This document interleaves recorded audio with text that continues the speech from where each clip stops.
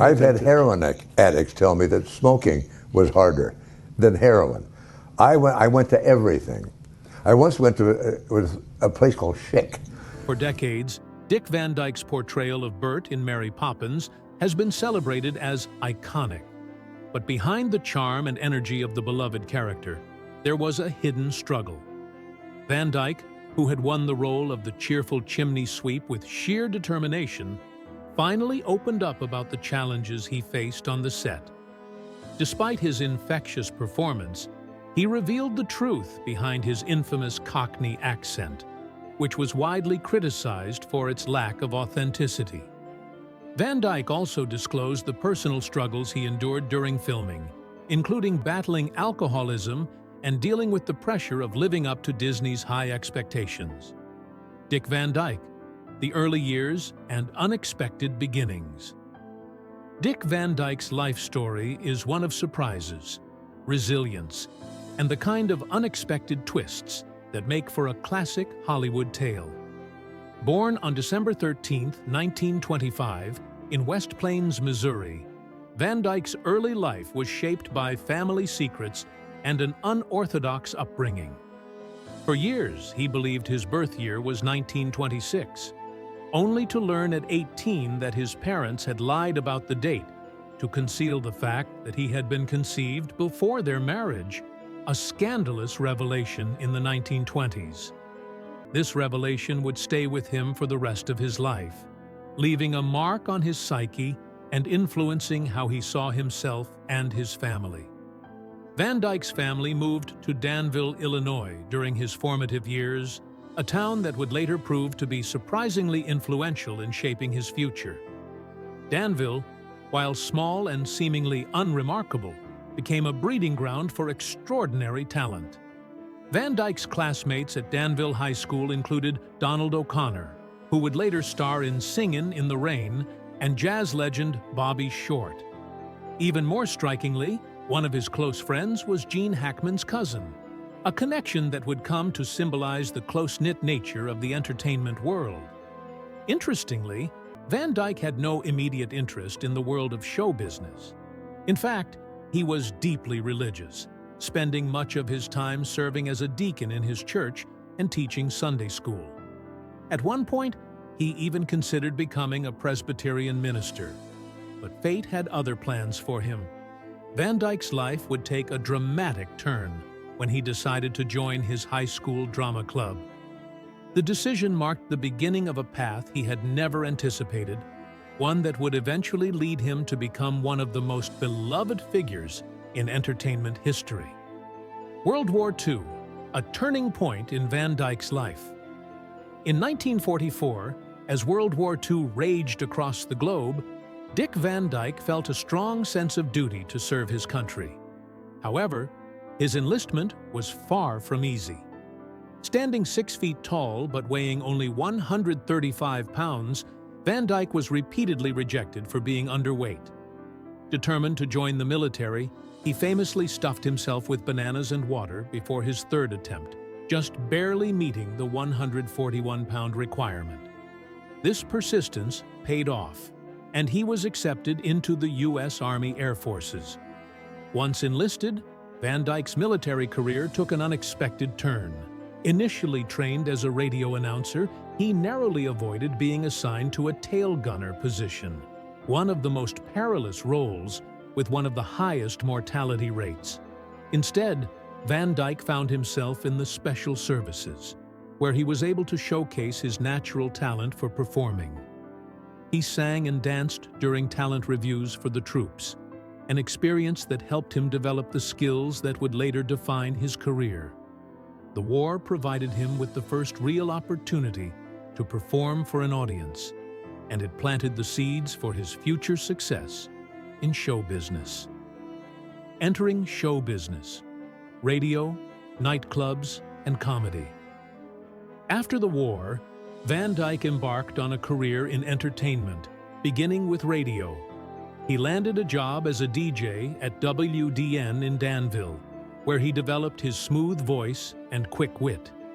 It was in this environment that Van Dyke first learned the art of connecting with an audience, a skill that would prove invaluable in his later career.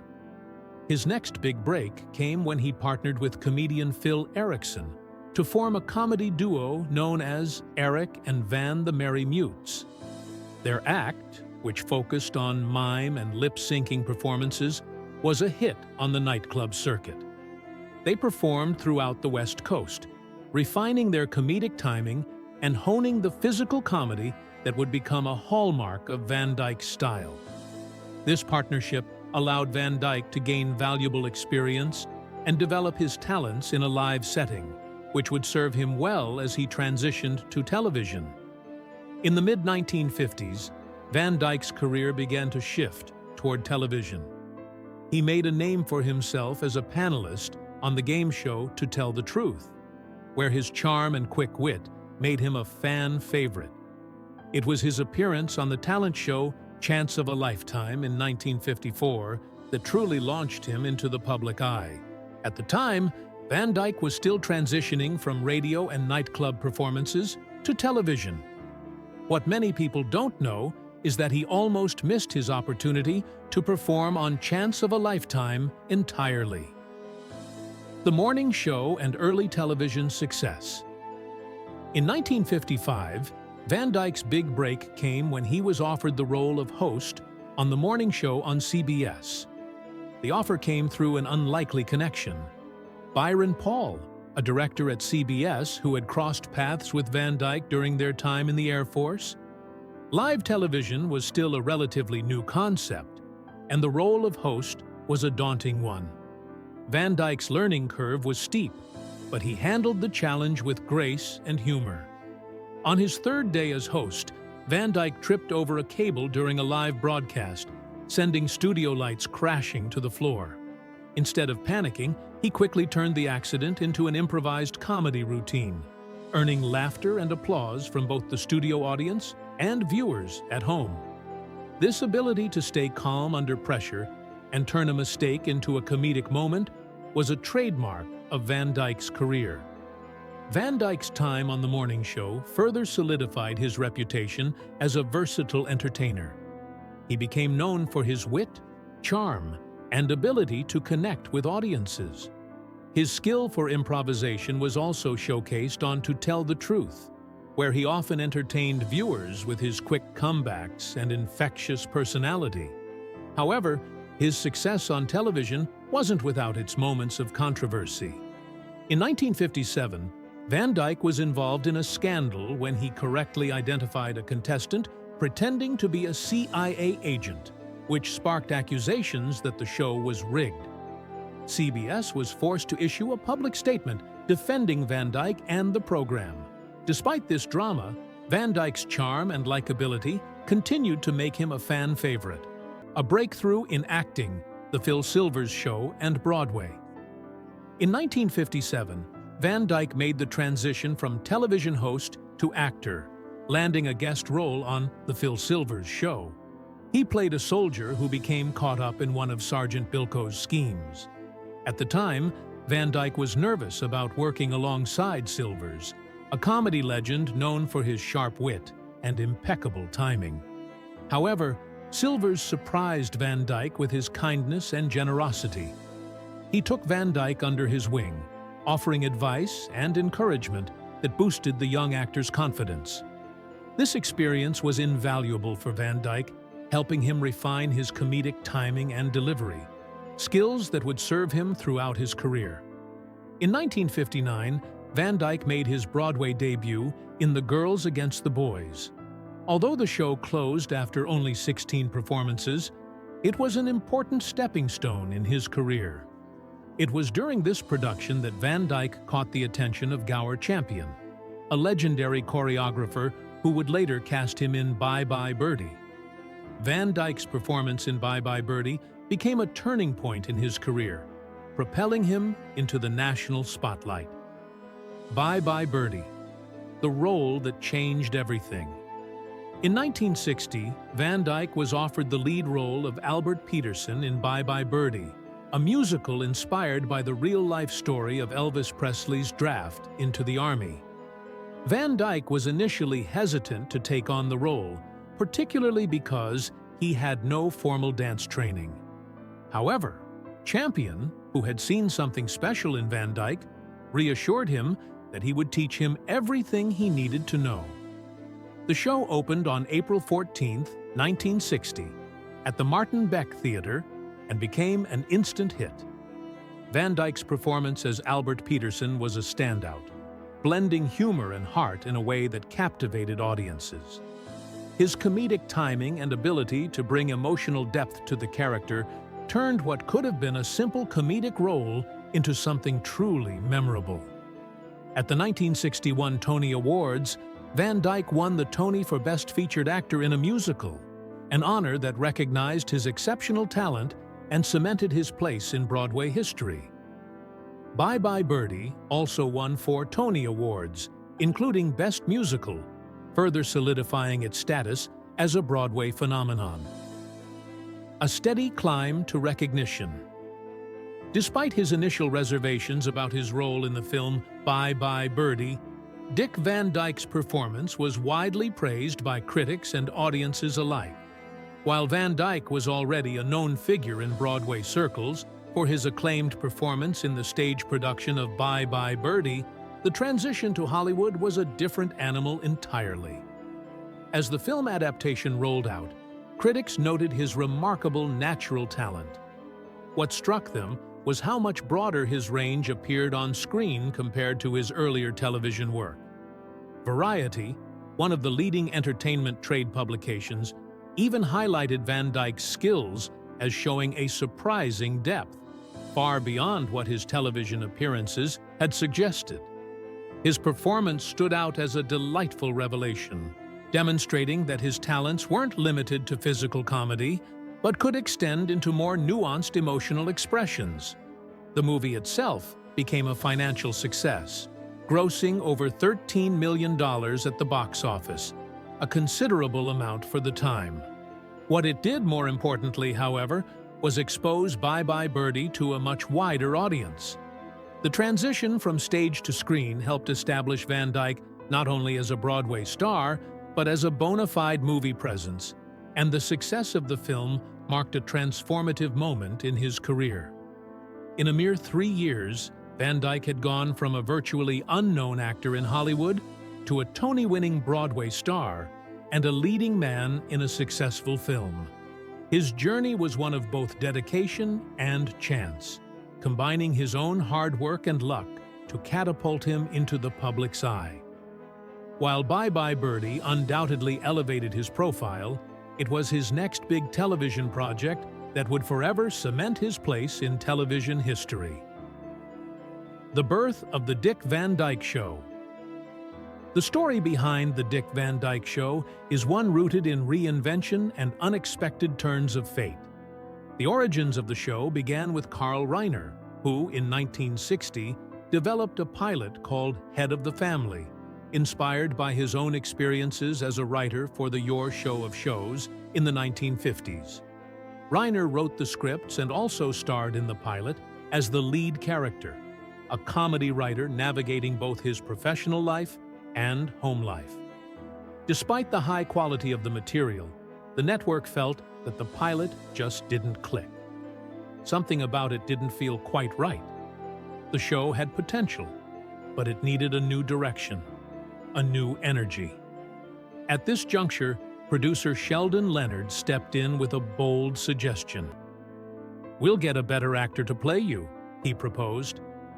This simple comment turned the tide and set the stage for a complete reimagining of the show, which would go on to become a defining staple of American television. The search for a new lead actor began, and at the time, Dick Van Dyke was an unknown entity in Hollywood. Although Van Dyke had already gained recognition from his Broadway role in Bye Bye Birdie, he had not yet broken into the television or film scenes with the same impact. Reiner, however, had attended a performance of Bye Bye Birdie and was immediately struck by Van Dyke's sharp physical comedy skills and impeccable timing. Van Dyke's ability to blend slapstick with character-driven humor was a perfect fit for the role of Rob Petrie, the lovable comedy writer at the heart of the show. Van Dyke's natural charm and unique appeal. Interestingly, naming the show The Dick Van Dyke Show wasn't an exercise in star power, nor was it an effort to capitalize on an established celebrity. Instead, it was a practical decision. Reiner later joked, "Nobody asked if anyone had heard of Dick Van Dyke. They just needed a name for the show." In many ways, this modest approach was symbolic of Van Dyke's career, a steady, unassuming climb to the top, powered more by his talent and appeal than by an innate sense of celebrity. Van Dyke's collaboration with Reiner was nothing short of magical. Reiner's sharp, witty scripts paired seamlessly with Van Dyke's natural vaudevillian charm and everyman appeal.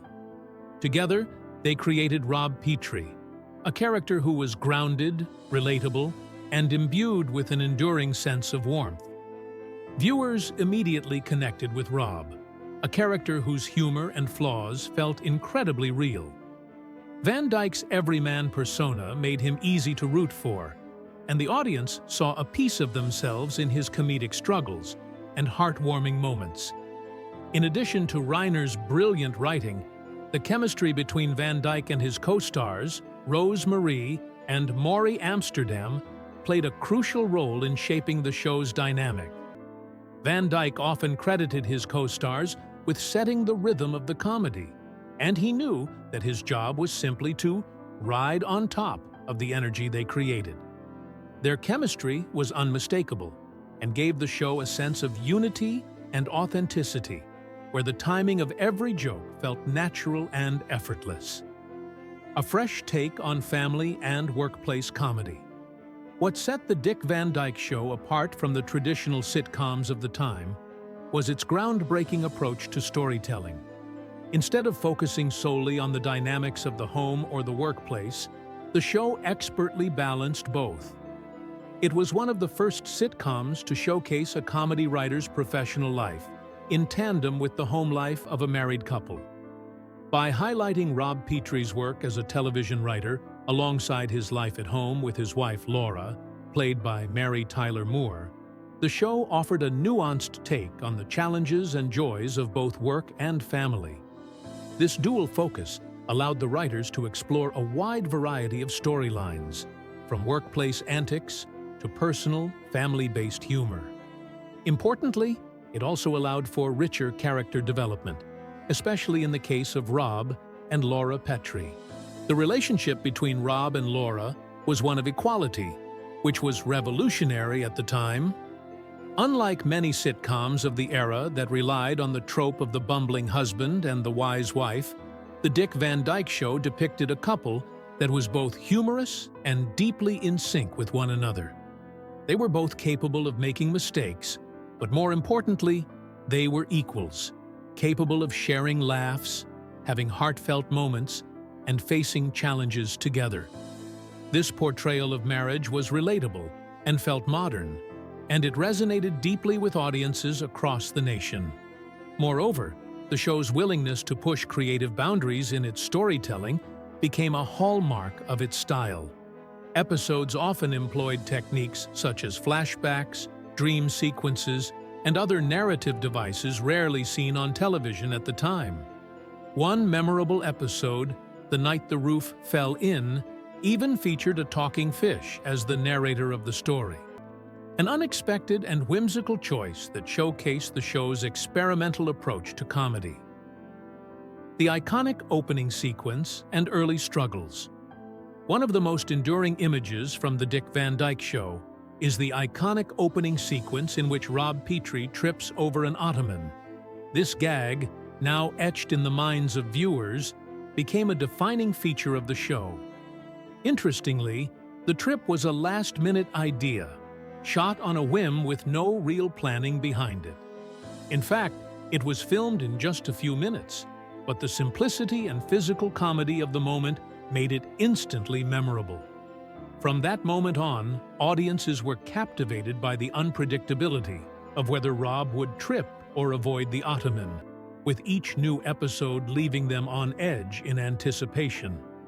Despite this iconic opening and the show's eventual success, The first season of The Dick Van Dyke Show did not initially perform well in the ratings. The show struggled to find its audience and was even on the verge of being canceled. However, by the second season, The Dick Van Dyke Show began to find its footing, gaining a devoted fan base and attracting critical acclaim. The second season marked a turning point for the show, and from there, it became a cultural phenomenon. Critical acclaim and lasting impact. Over the course of its 5-year run, The Dick Van Dyke Show won an astounding 15 Emmy Awards, including 3 for Outstanding Comedy Series. The show's innovative approach to writing, acting, and storytelling helped reshape the landscape of television comedy. One of the key factors behind the show's success was Carl Reiner's unique approach to writing. He often asked his team of writers, "What happened at your house this week?" This focus on real-life experiences and observational humor became a staple of sitcom writing, setting the tone for future shows.